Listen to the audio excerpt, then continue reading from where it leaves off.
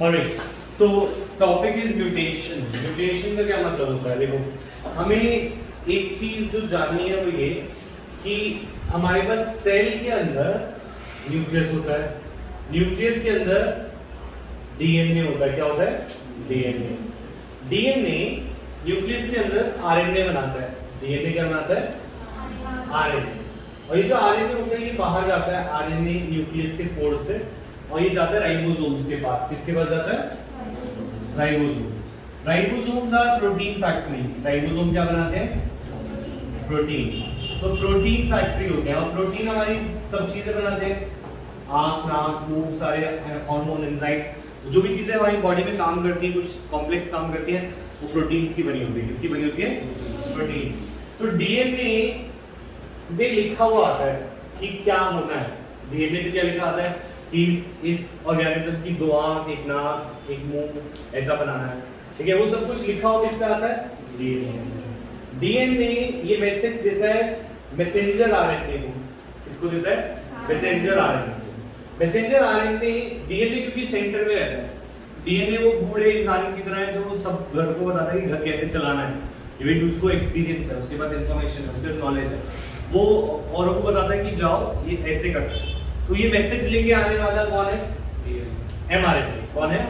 MRNA. MRNA फिर जाता है फैक्ट्री के पास और बोलते हैं कि डीएनए ने ये बोला है कि हमें ऐसा प्रोटीन बनाना है। तो एमआरएनए क्योंकि प्रोटीन की फैक्ट्री है, उसे मैसेज मिल जाता है कि ऐसा प्रोटीन बनाना है, तो वो प्रोटीन बनाना शुरू कर देता है। तो इस तरीके से हमारी चीजें बनती हैं सेल के अंदर, और जब वो सेल में बनेंगी तभी वो सेल, टिश्यूज, ऑर्गन सिस्टम वगैरह सब कुछ इसी से बनेगा। तो डीएनए से एमआरएनए, एमआरएनए से प्रोटीन।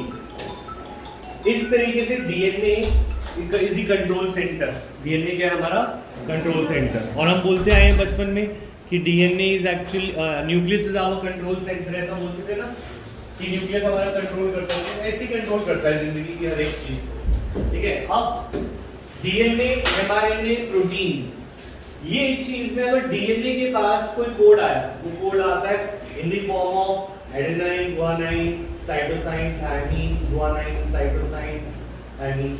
ये कोड्स होते हैं। क्या होते हैं? कोड। जैसे कंप्यूटर, तुम्हें पता है कंप्यूटर सिर्फ दो चीजें जानता है, 0 और 1। क्या जानता है? 0 और 1। तो 0 और 1 के फॉर्म में हर एक कंप्यूटर, मोबाइल फोन, सब चीजें 0 और 1 के फॉर्म में समझती है। ऐसे हमारी बॉडी भी 0 1 की जगह 4 लेटर्स को यूज करती है, कंप्यूटर से ज्यादा एडवांस है। तो जैसे हमारी नॉलेज 0 1 की फॉर्म में कंप्यूटर में जाती है, हमारी सारी नॉलेज की आईज, नोज, सारी चीजें ये इन कोड्स में जाती है, ए जी सी डी सी। और इन कोड को बोलते हैं जीन। इन कोड को क्या बोलते हैं? जीन। अब ये जो जीन है, ये कोड है, ये कोड हमारी सारी चीजें बनाएगा, क्योंकि कोड जैसा होगा वैसा एमआरएनए बनेगा, जैसा एमआरएनए बनेगा वैसे प्रोटीन बनेगा। समझ में आ रही है बात? तो how DNA controls our system? Through genes, genes codes की हेल्प से। तो अब पॉइंट इज दिस, ये चीजें तो हमें इसलिए समझ पा रहे हैं क्योंकि हमने सेल का माइक्रोस्कोप से डायग्राम देखा हुआ है। हमें पता है सेल के अंदर न्यूक्लियस है, न्यूक्लियस के अंदर डीएनए है, उसके अंदर आरएनए है। ये सब चीजें तुम समझ पा रहे हो, है ना, थोड़ा थोड़ा। पर मेंडल के टाइम पे तो ना सेल पता, ना माइक्रोस्कोप पता, ना कुछ पता, फिर भी वो जीन तक पहुंच गया था। सिर्फ पी प्लांट्स पे एक्सपेरिमेंट करते करते उसने बोला कि कुछ चीजें होती हैं जिन्हें वो फैक्टर्स बोला, and now we call them as genes, right? और ये चीज तो हमें बहुत साल बाद पता चली कि ये चीज सच्ची में होती है। ठीक है, क्लियर है पॉइंट? तो ये पहले बना लो, फिर हम म्यूटेशन पे आते हैं। ये नोट कर लो।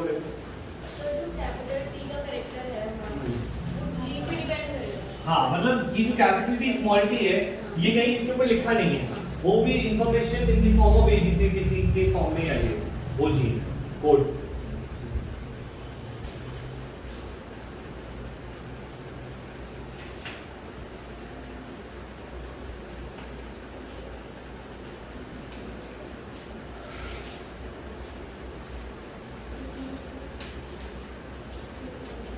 ये मेरा है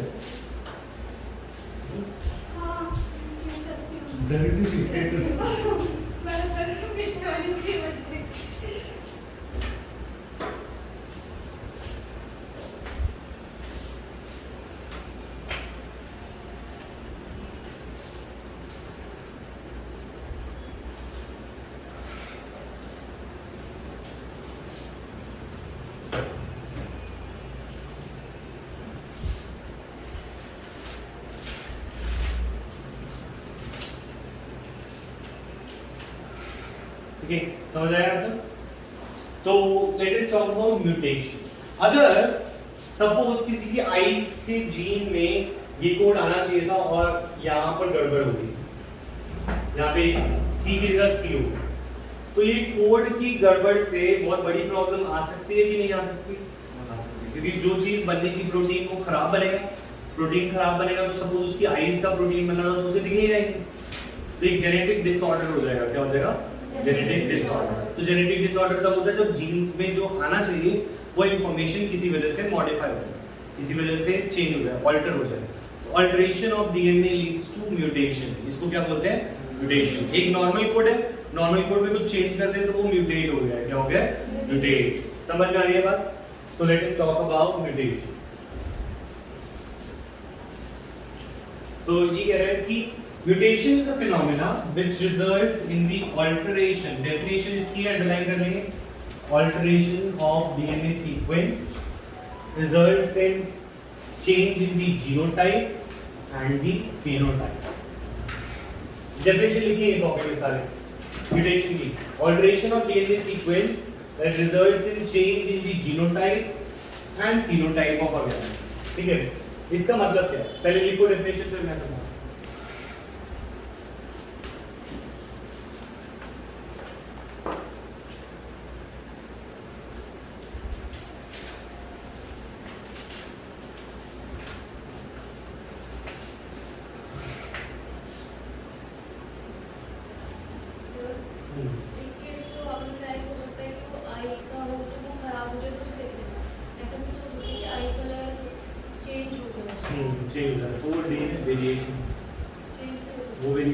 अगर कोई डिसऑर्डर नहीं होगा, थोड़ा बहुत वेरिएशन आता है ना सब, इसी में आ सकता है।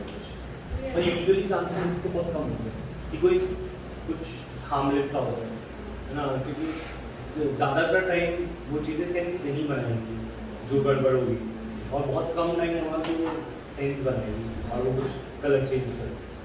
वैसे वेरिएशन हो सकता है।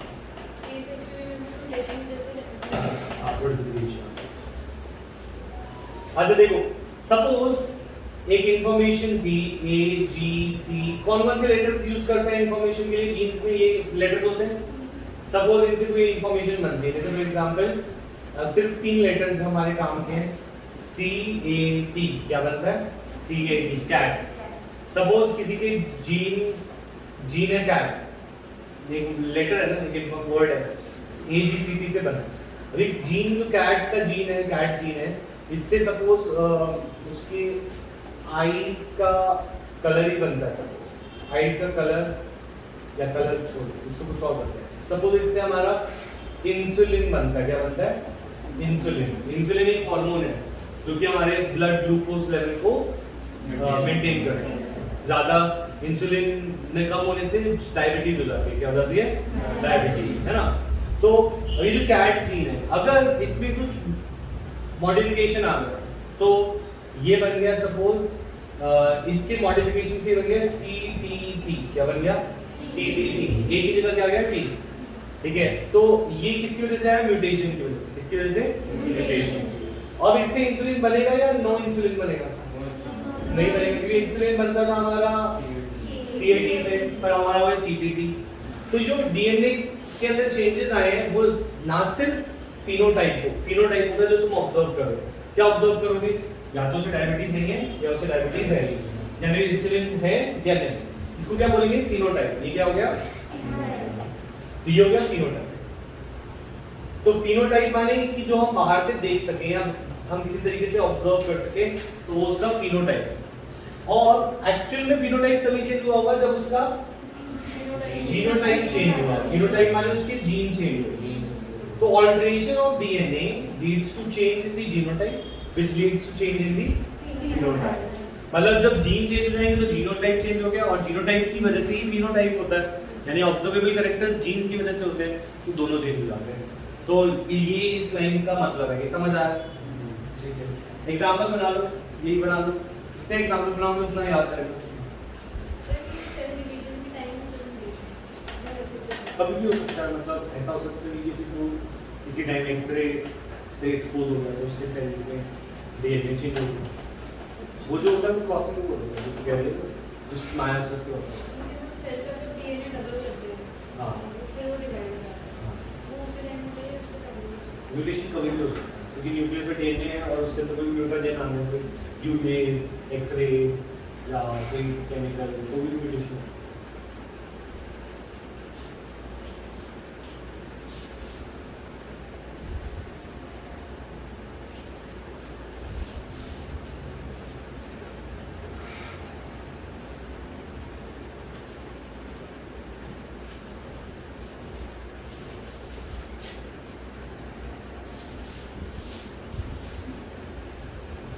ठीक है, यहाँ तक समझ में आया?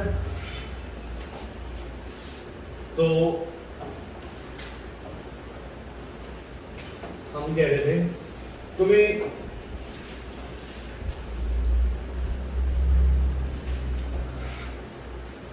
अरे डीएनए सेल में किस फॉर्म में रहता है? क्रोमैटिन। किसकी फॉर्म में? क्रोमैटिन। तो डीएनए न्यूक्लियस के अंदर रहता है in the thread like form. कौन सी फॉर्म में? Thread like form. तो what is chromatin? Thread like form of DNA. ठीक है, जब ये वही कंसेप्ट है कि जब हम पतंग उड़ाते हैं तो वो क्या होता है, मांझा खुला होता है ना, मांझा जिससे हम पतंग उड़ाते हैं वो ऊपर जब हम उसे शॉप से लेने जाते हैं तो हम ऐसे ऐसे मांझा लेके आते हैं, कैसे लेके आएंगे? खुला हुआ लाएंगे या उसे चरखड़ी पे लाएंगे? चरखड़ी पे लाएंगे, है ना।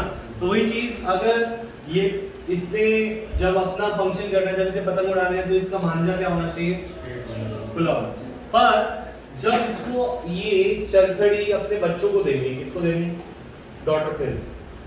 इसको ये मांझा अपना डीएनए अपने डॉटर सेल्स को देना है, तो ये मांझा ऐसे खुले में देगा या लपेट के देगा? लपेट के देगा। वो लपेटने के फॉर्म को क्या बोलते हैं? क्रोमोसोम। क्या बोलते हैं? तो दैट मींस क्रोमैटिन कुछ चरखड़ियों पे लिपट जाता है और वो रॉड लाइक बन जाता है। क्या बन जाता है? तो रॉड लाइक बन जाता है ड्यूरिंग सेल डिवीजन, इसे बोलते हैं क्रोमोसोम। तो इसे बोलते हैं rod like form of DNA is chromosome. तो how is chromatin different from chromosome? ये वाली बात क्लियर है? क्रोमैटिन होता है जो खुला हुआ और क्रोमोसोम होता है जब वो कंडेंस हो। क्रोमोसोम होता है जब वो कंडेंस हो। क्रोमोसोम्स क्यों बनते हैं? सो दैट वो अपने डॉटर सेल में पूरे डीएनए को डाल दें। अगर वो खुला हुआ डालेंगे तो वो डल पाएगा क्या? सेल से एक सेल से दूसरे में ट्रांसफर हो पाएगा नहीं। पहले उसे चरखड़ी में डालेंगे, चरखड़ी फिर बाद में खोल लेंगे।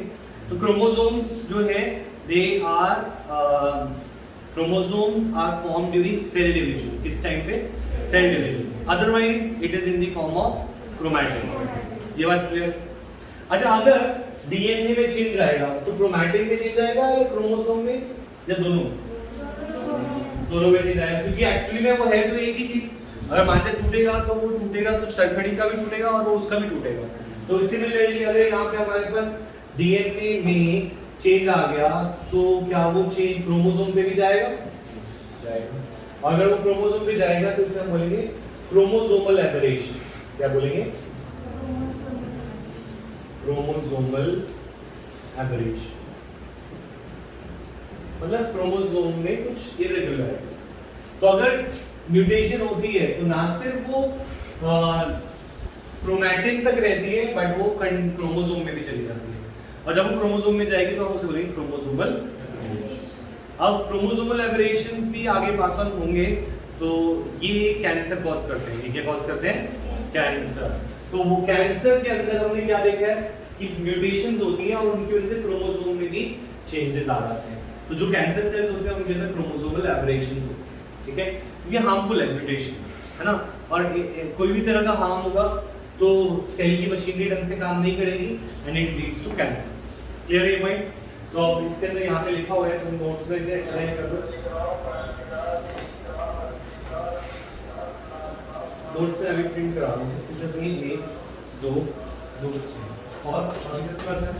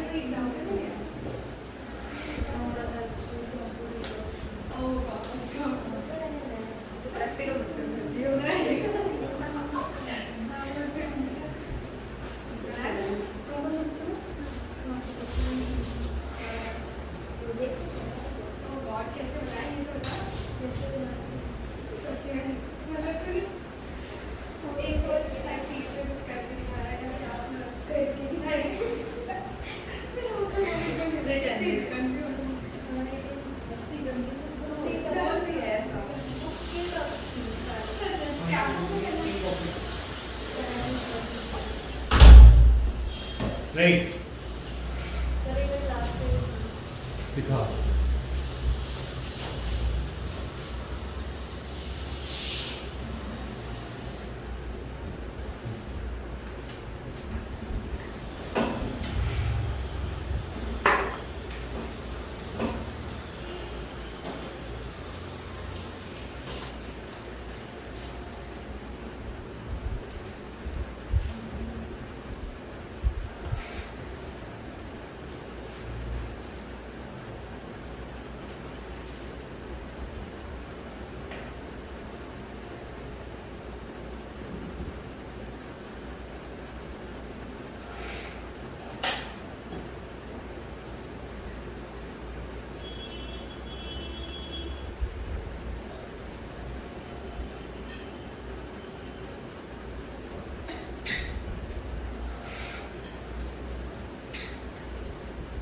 सर ऐसी भी म्यूटेशन होती है जिसमें पर्सन सरवाइव कर जाए। पर्सन सर्वाइव कर जाते हैं पर फिर उनके अंदर डिसऑर्डर्स तो होते हैं तो वो पर हम किसी के पंख निकल आए और वो जो मूवीज में दिखाते हैं ऐसा कभी नहीं हुआ है ना क्योंकि म्यूटेशन ज़्यादातर खराब होने के ज़्यादा चांसेस है और सही होने के गलत। फॉर एग्जांपल अगर मैं बोलूँ A B C D E F G H ये लेटर्स हैं इसमें से रैंडमली उठाना है म्यूटेशन रैंडमली होते हैं रैंडमली कोई वर्ड बना के बता क्या बना हाँ कैब कितना प्रोबेबिलिटी होगी वो कैब बने और FGH ना बने या GHF ना बने या ICH ये नहीं बने कितनी प्रोबेबिलिटी होगी बहुत ही कम है ना।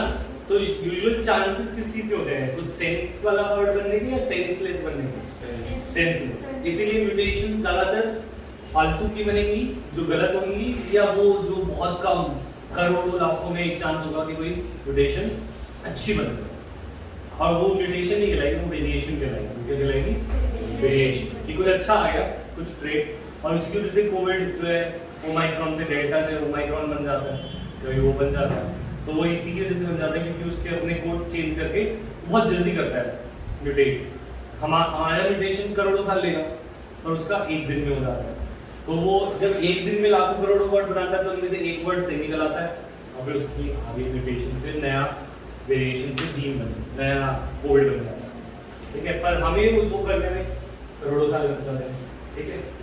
म्यूटेशन कैंसर हो सकता है म्यूटेशन हाँ हमने क्रोमोसोमल कैंसर्स में क्रोमोसोमल एबरेशंस देखी जब जिन जो कैंसर सेल्स हैं उनमें क्रोमोसोम में एबरेशंस है ड्यू टू म्यूटेशन ठीक है।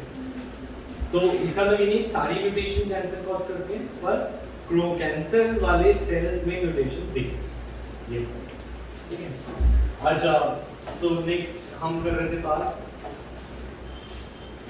अब कह रहे हैं कि क्लासिकल एग्जांपल कभी कभी क्या है ये तो चलो ज्यादा जगह पे चेंजेस होने से क्रोमोसोमल एबरेशंस आएंगी पर कभी कभी सिंगल बेस पेयर में चेंज आता है। बेस पेयर हमने 11 में बायोमोलिक्यूल्स में नहीं पढ़ा होगा पढ़ा ये A G C और T adenine guanine cytosine thymine ये नाइट्रोजन बेसिस या बेस पेयर बोलते हैं क्या बोलते हैं तो कह रहे हैं कि कभी कभी सिर्फ एक जगह पे चेंज आने से भी म्यूटेशन हो जाती है। अगर एक भी लेटर चेंज हो जाए तो वो म्यूटेशन है कि नहीं इसको बोलते हैं पॉइंट म्यूटेशन इसे क्या बोलते हैं पॉइंट म्यूटेशन। और इसका एक एग्जांपल है सिकल सेल एनीमिया। तो सिकल सेल एनीमिया एक डिसऑर्डर है जो कि सिर्फ एक इंसान को होता है जब उसका एक ही लेटर का चेंज आ गया है अल्फाबेट मतलब बेस पे। तो what is the point mutation give an example question लिख लो आंसर तुम घर पे लिखना है इसका होमवर्क दिया था वैसे मैंने पूछे लास्ट टू लास्ट क्लास में दिया था होमवर्क ठीक है। अच्छा deletion and insertion of base pairs of DNA causes frame shift mutation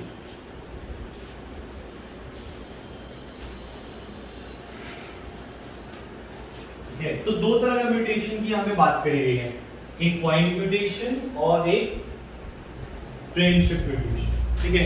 तो लेट्स पहले लिखते हैं पॉइंट म्यूटेशन की डेफिनेशन ये यहाँ पे लिखोगे म्यूटेशन पॉइंट शिफ्ट म्यूटेशन की डेफिनेशन कॉपी में लिखो mutations that arise due to change in the single base pair of DNA is called as point mutation definition लिखेंगे पॉइंट म्यूटेशन की. Mutation that arise due to change in the single base pair of DNA is known as point mutation.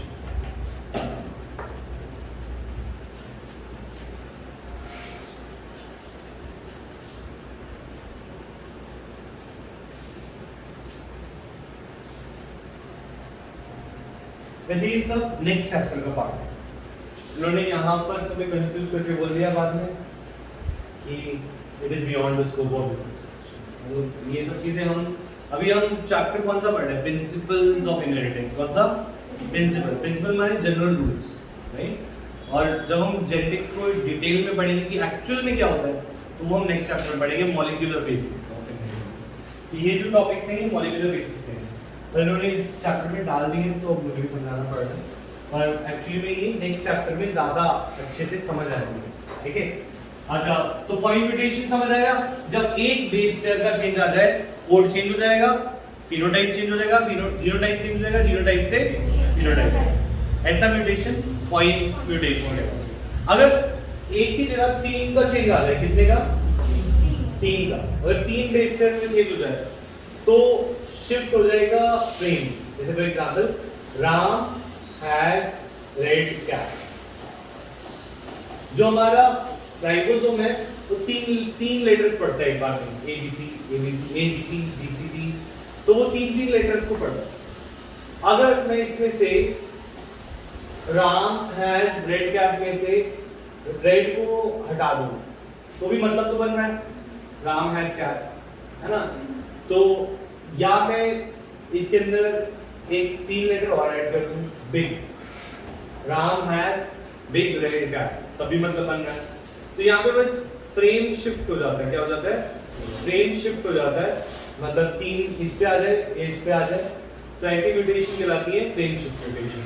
जब 3 base pairs का addition या deletion 3 से ज्यादा 6 या 9, ठीक है, मतलब मल्टीपल्स ऑफ 3, क्योंकि वो 3 लेटर एक बार में पढ़ता है. ये सब चीजें अभी नहीं कर सकते हम, क्योंकि ये सब चीजें तभी पढ़ पाएंगे जब हम राइबोसोम वगैरह के बारे में जानेंगे. तो इसलिए उन्होंने बस बोल के एक लाइन तुम्हें फिर बोला है कि आगे बढ़े. तो तुम्हें ये सब लिखने की अभी जरूरत नहीं है, क्योंकि हमें कंफ्यूज करने के लिए वैसे ही बहुत कुछ है. अगले चैप्टर का क्विज पे डालें. ठीक है, समझ में आया? इसको छोड़ देते हैं, बस फ्रेम शिफ्ट म्यूटेशन की डेफिनेशन लिख लेते हैं और उसके जो क्वेश्चन आएंगे मैं उसको चैप्टर में ले लूंगा. जो भी अगर तुम्हें इस पे डाउट आ रहा है, पहले एक बार हम उसका बेसिक मशीनरी तो पढ़े. फ्रेम शिफ्ट म्यूटेशन की डेफिनेशन लिखो. व्हेन डिलीशन और insertion of base pairs causes frame shift mutation. यहाँ पे बेस पेयर्स बोला गया. क्या बोला गया? अगर सिंगल बेस पेयर हो तो पॉइंट म्यूटेशन, अगर मल्टीपल हो तो फ्रेम शिफ्ट.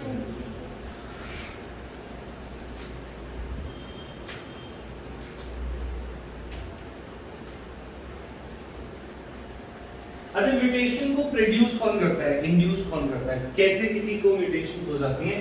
तो हम बोलते हैं कि भाई धूप में सनस्क्रीन लगाओ, ये तो स्किन कैंसर हो जाएगा. ये होता है कि स्किन कैंसर म्यूटेशन की वजह से होगा. तो वो यूवी रेज जो धूप में होती हैं, ठीक है, ओजोन हमें उससे बचाता है वैसे. ठीक है. दूसरा, एक्सरेज जो एक्सरे लैब में एक्सरे करते हैं उनका तुमने सूट देखो, बहुत बड़ा हैवी सूट होता है जिसमें उनको रेडिएशन ना लगे. तो उनके जो कपड़े होते हैं वो बहुत भारी कपड़े पहले पहनते हैं, फिर वो एक्सरे के अंदर जाते हैं, क्योंकि एक्सरेज से भी म्यूटेशन होता है. तो जब भी वो लाइट स्किन पे पड़ेगी, स्किन के अंदर न्यूक्लियस पे पड़ेगी, तो डीएनए में चेंज कॉज कर सकती है. तो एक्सरे, यूवी रेज, कुछ केमिकल्स लाइक बेंजीन, बार अगर बेंजीन से एक्सपोजर तब भी वो कार्सिनोजेनिक होता है. तो कुछ केमिकल्स भी कैंसर कॉजिंग होते हैं. इन सबको बोलते हैं म्यूटाजेंस. क्या बोलते हैं? म्यूटाजन. म्यूटेशन को जनरेट करने वाले म्यूटाजन. ठीक है. तो what are mutagen? Give examples. So mutagens can be chemical or physical factors that induce mutation. So what definition of mutagen क्या है? Chemical and physical factors that induce mutation. लिखो copy में.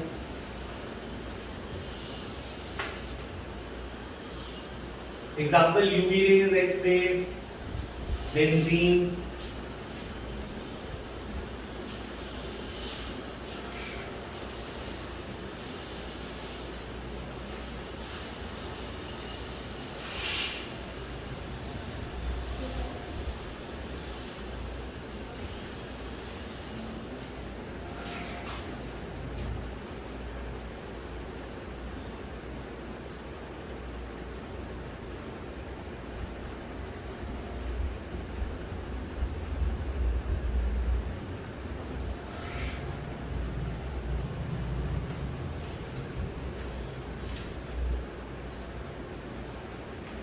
Next है, तो यहाँ पे क्लियर है mutation क्या होती है, म्यूटेशन के कॉजेस क्या होते हैं और म्यूटेशन कितने टाइप की होती है। तीन चीजें हमने पढ़ी, ठीक है। Two types of mutation, frame shift and example of frame shift mutation, point mutation is sickle cell anaemia, ठीक है। Next topic is genetic disorder. ये वेरी इंपॉर्टेंट टॉपिक है इस चैप्टर का, इससे बहुत ज्यादा कंसेप्चुअल क्वेश्चन एंट्रेंस में और स्कूल के में भी आएंगे। That is pedigree analysis.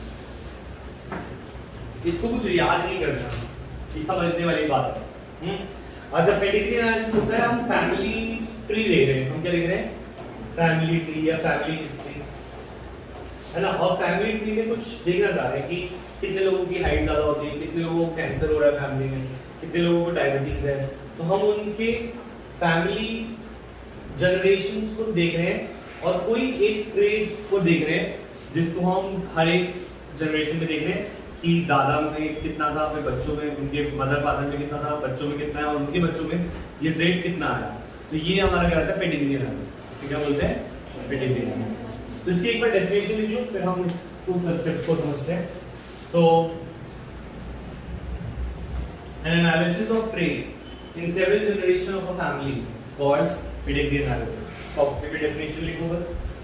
Analysis of traits in several generations of a family is called pedigree analysis. Seven generation. Of a family is called pedigree analysis.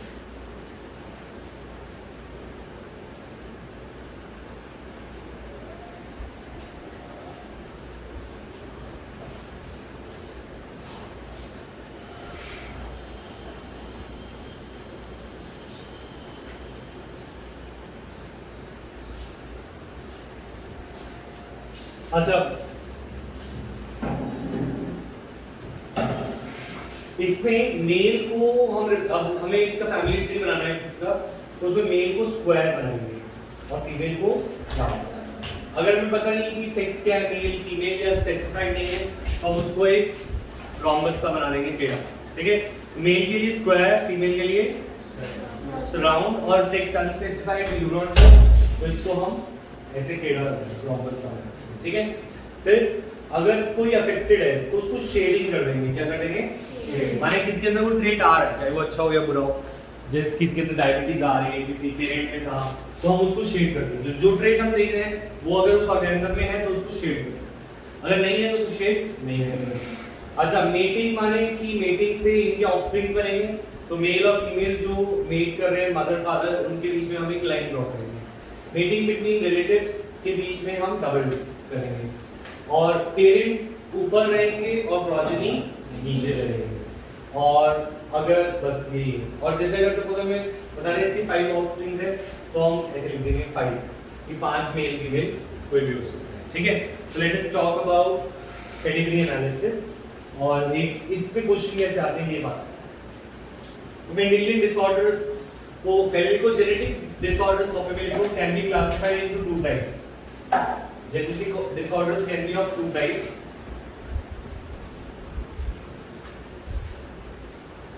Mendelian and chromosomal disorders. Mendelian and chromosomal disorders.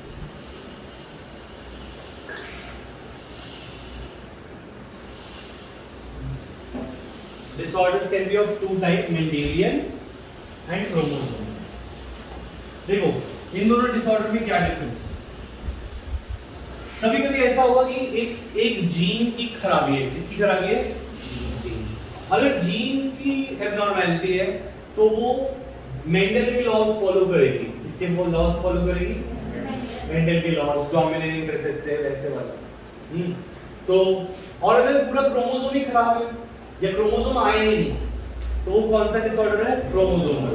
मतलब कुछ organism में हो सकता है कि chromosome cell division के वक्त अलग नहीं होगा, क्योंकि ये मेंडल के लॉ की वजह से हुआ या ये चांस की वजह से हुआ, चांस की वजह से। ये क्रोमोसोम ही नहीं आया है, क्रोमोसोम एक्स्ट्रा आ गया। क्रोमोसोम में तो बहुत सारे जीन आते हैं, है ना, तो बहुत सारे जीन या तो एक्स्ट्रा हो जाएंगे या बहुत सारे जीन कम हो जाएंगे।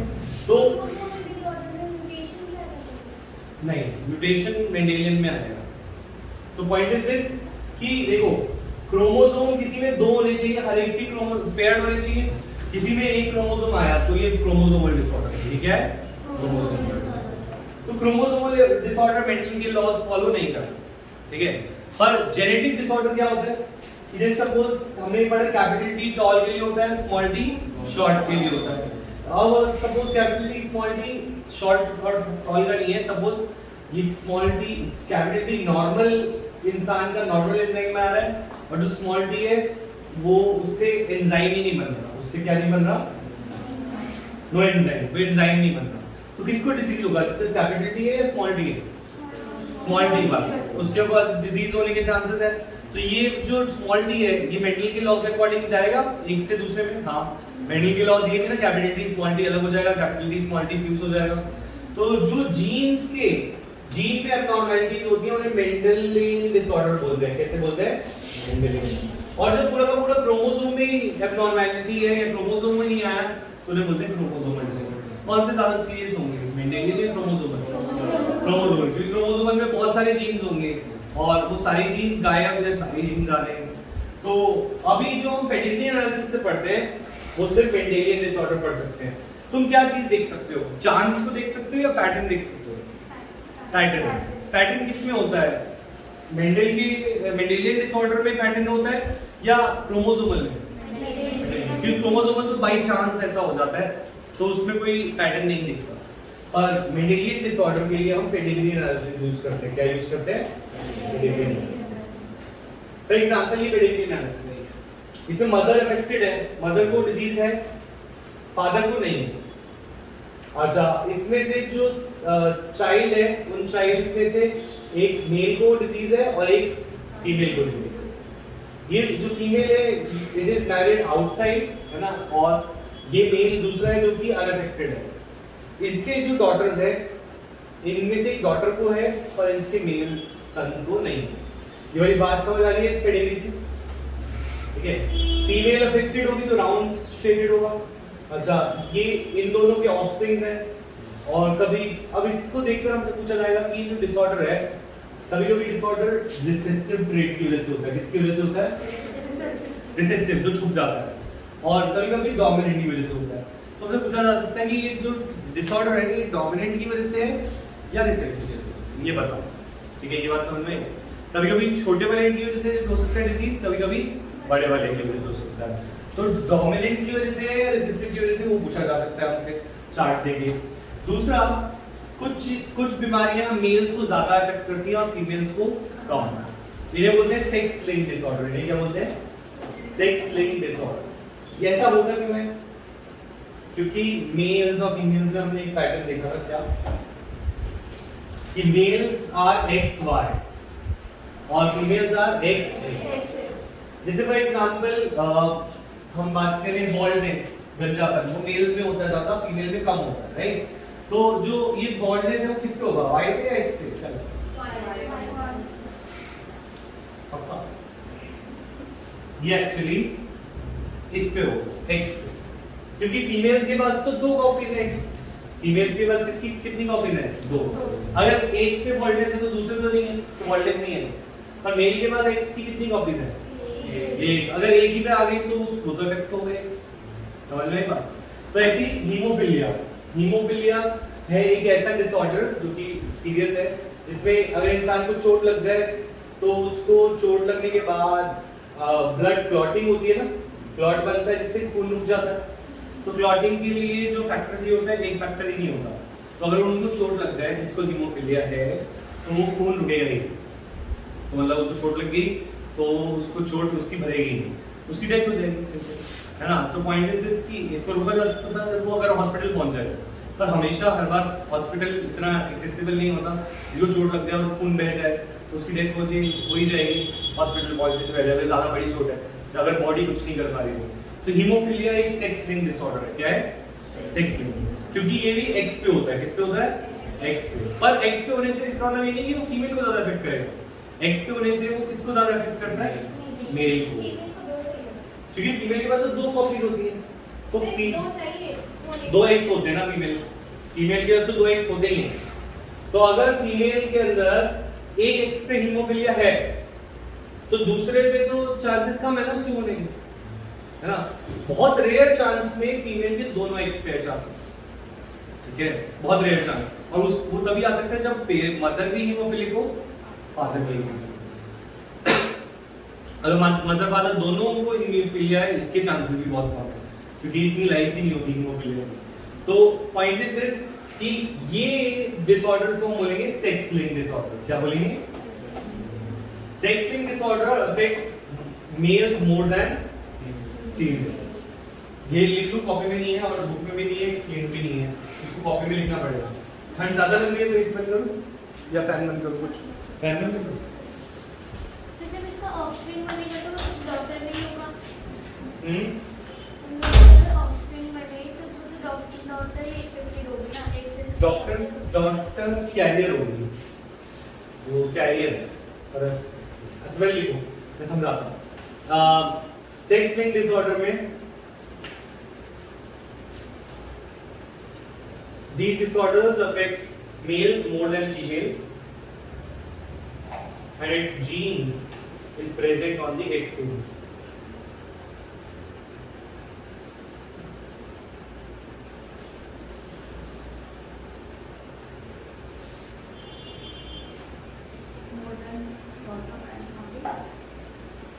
These disorders affect males more than females, and the gene for this disorder is present on X chromosome. Gene for this disorder is present on X chromosome.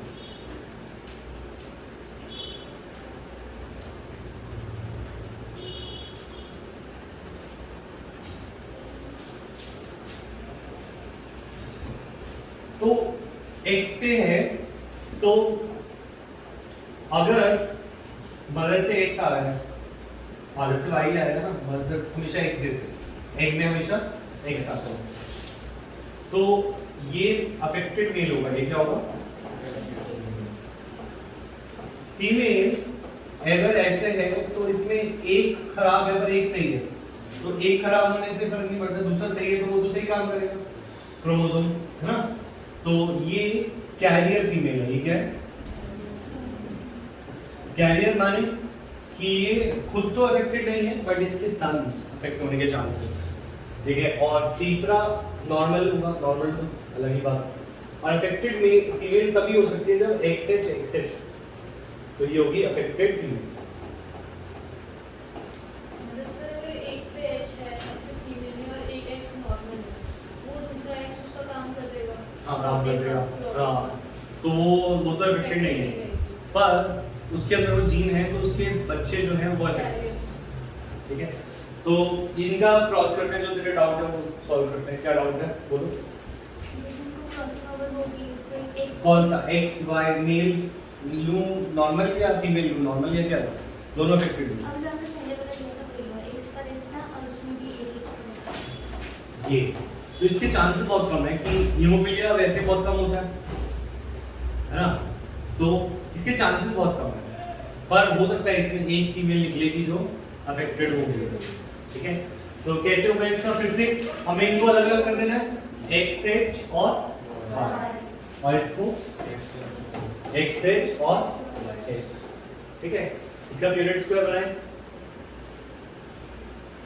तो XH, अच्छा इधर XH Y और X, तो एक case इसमें आएगा जिसमें female affected होगी, एक केस आएगा जिसमें कैरियर होगी। मेल्स हाउएवर एक केस आएगा जो वो अफेक्टेड होगा और मेल एक आएगा जो अनअफेक्टेड होगा, ठीक है। तो दिस इज अफेक्टेड फीमेल, ये क्या है? Affected female, this is affected male, this is carrier female and this is normal male. Carrier में मतलब हिडन होता है। कैरियर में हिडन होता है। हिडन होता है क्योंकि वो रिसेसिव। बोलो क्या डाउट है? ये मेल को कैसे ज्यादा इफेक्ट करेगा? इस क्रॉस को छोड़ देते हैं, ये क्रॉस के होने के चांस बहुत कम है। इस क्रॉस को अगर हम छोड़ दें तो हमेशा ही मेल अफेक्ट होगा। ये देखो XHX कैरियर फीमेल है, अच्छा, और मेल क्या है? नॉर्मल। ठीक है, अब इसकी प्रोजेनी बनाओ और एक इसकी बनाओ, x क्रॉस विद xh, और एक ये बना दो, 3 क्रॉस बनाओ, 1 2 और तीसरा।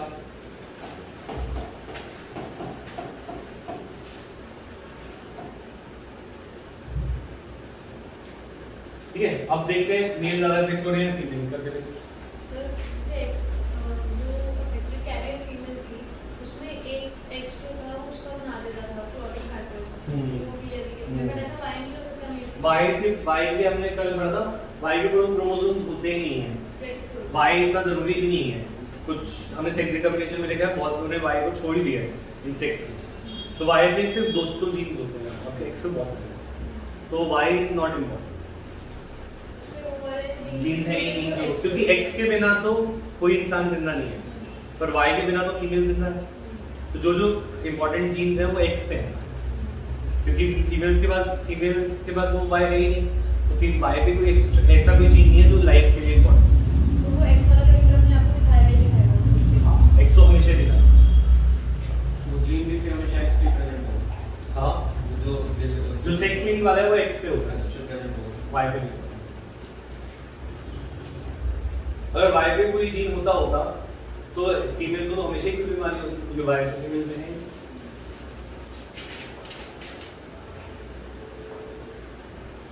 तनिष्का समझ आ रहा है? Yes sir.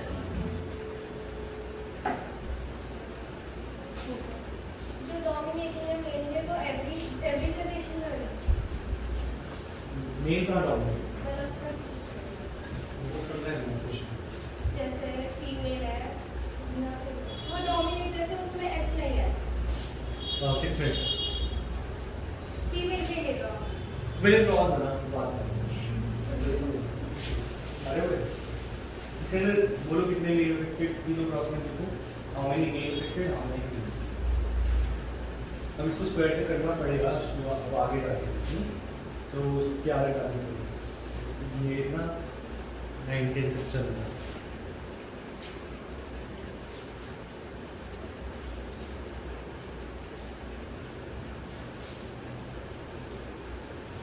हाँ, तो कितने मेल आए इसमें अफेक्टेड? 1 मेल और 1 मेल अफेक्टेड, राइट? और एक फीमेल कैरियर। फीमेल तो कैरियर रहता है, उसको छोड़ देते हैं, अफेक्ट नहीं होता। अच्छा, इसमें दूसरे में कोई मेल अफेक्टेड नहीं है, कोई भी नो अफेक्टेड, बस एक कैरियर है। दूसरा में 2 मेल है, इसमें 2 मेल्स अफेक्टेड और 0 फीमेल। तो इन तीनों केसेस में फीमेल तो अफेक्ट हो ही नहीं सकती, पर इनमें से 2 केस में मेल अफेक्ट हो सकता है। और एक केस जो तुम कह रहे थे ये वाला, इसमें हम मान रहे हैं कि हाँ इसमें एक मेल अफेक्टेड है और एक फीमेल अफेक्टेड है, तो इसमें बराबर अफेक्टेड है, और इन सब में मेल ज्यादा अफेक्टेड है। तो टोटल में क्या होगा? कैरियर को अफेक्ट थोड़ी माना जाएगा, है ना? तो इन टोटल हम देख रहे हैं, तो 1 2 1 3 5 3 बार, 3 और 1 4 बार मेल अफेक्ट हो गया 4 केस में, और सिर्फ एक केस में फीमेल अफेक्ट, सिर्फ एक केस। तो अगर हम ये भी मान लें कि ये वाला केस होता, पहली बार तो ये केस होता ही नहीं, क्योंकि लाइफ स्पैन बहुत शॉर्ट होता है। जिनको हीमोफिलिया होता है उनकी लाइफ स्पैन 30 से पहले ही डेथ हो ही जाती है, तो due to some reason, internal bleeding कुछ भी हो सकता है। इंटरनल ब्लीडिंग भी कहीं नहीं तो हॉस्पिटल क्या ही करेगा, तो पता ही नहीं चलेगा। तो यूजुअली इनका लाइफ स्पैन क्या होता है? कम। तो ये चांस कम है कि they will get married and to another haemophilic, उसका चांस और भी कम है। तो इसीलिए फीमेल्स अफेक्टेड होती ही नहीं इस डिजीज से, पर मेल्स के अफेक्ट होने के चांस बहुत ज्यादा है, क्योंकि अगर सिर्फ मदर में भी हीमोफिलिया है जो कि उसको कभी दिखा नहीं, कैरियर थी, तो मेल अफेक्ट हो सकता है ना? समझ में आ गया बात? तो इस केस में इसीलिए ये सेक्स लिंक है। अब हीमोफिलिया क्वीन विक्टोरिया की फैमिली में है। क्वीन विक्टोरिया में इंग्लैंड की जो क्वीन है उनकी फैमिली में जो है ये हीमोफिलिक है, और क्योंकि उनका हॉस्पिटल साथ ही उनके कमरे में के बाहर ही होगा, तो अभी तक सर्वाइव कर पाते हैं, है ना? और पॉइंट इज दिस कि बाकी नॉर्मल इंसान इस बीमारी से ज़्यादा टेंशन नहीं कर सकता अगर किसी को है। तो हीमोफीलिया समझ आया कैसे होता है, सेक्स लिंक डिसऑर्डर समझ आया क्या होते हैं, ठीक है। जो बाकी डिसऑर्डर्स हैं वो ऑटोसोमल कहलाते हैं, जो सेक्स लिंक नहीं है, disorders which are Mendelian disorder which are not sex linked are called autosomal। लिख लो। ये तो मेंडेलियन है सर। हाँ, Mendelian disorders which are not sex linked are called autosomal disorders। Mendelian disorders which are not sex linked are called autosomal disorders।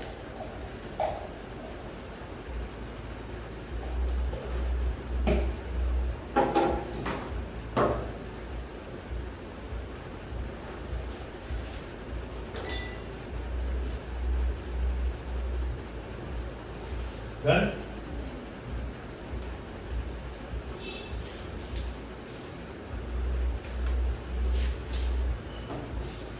अब next class में लेंगे Wednesday को, नहीं ट्यूसडे थर्सडे को 5 to 6, ठीक है।